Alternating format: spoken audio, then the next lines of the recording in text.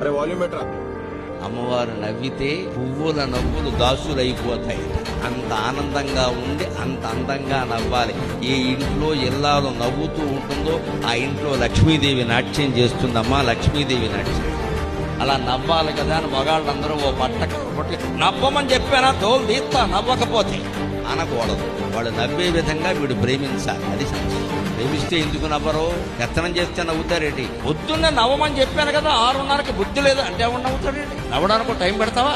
ఆవిడ ఎప్పుడు నవ్వుతూనే ఉండేలా చూడరాదా? నీళ్ళు అల్ప సంతోషాలమ్మ. ₹1 ఇవ్వడం ముఖ్యం కాదండి. వాళ్ళు ముందు కట్టుకున్న చీరను మెచ్చుకోవడం చాలా ముఖ్యం. అది చేసి చూడండి. అనుభవమే చెబుతున్నా. మీరు 10,000 పెట్టి చీర కొనక్కల, వాళ్ళు ఏదో కట్టుకున్నారు కదా, కట్టుకో అద్దరిందయ్యా అనండి. ఇంకేం అక్కల. ఎంత నవ్వుతారో వెంట. అలా భార్య నవ్వితే అక్కడ సంపదలు ఉంటాయి. చేసిన పని బాగుందని చెప్పరాదా? వేరేది ఎందుకు? అప్పుడు అంటారు సహజంగా, ఇలాంటిదే ఇంకో 2 కొనుక్కుందామని అనే తర్వాత చూసుకోవచ్చు.